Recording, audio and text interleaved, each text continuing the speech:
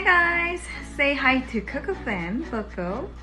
So today I'm going to make the second type of my yogurt bowl with my black ginseng, pomegranate and royal jelly stick. So get excited! Since this stick is naturally sweet and has pomegranate flavor, I can utilize this stick as one of my recipes and make very healthy dessert. I'm going to use Greek yogurt, almonds, banana, and of course black ginseng royal jelly stick. I'm going to have a scoop of yogurt. Now you put some almonds on the top.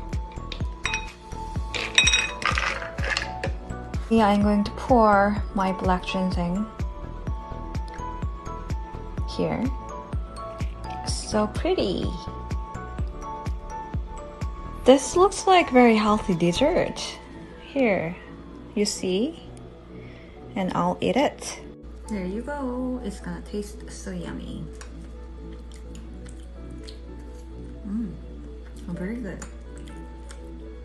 Wow. Oh my god. I mean, this is my first time trying this. Wow, so good.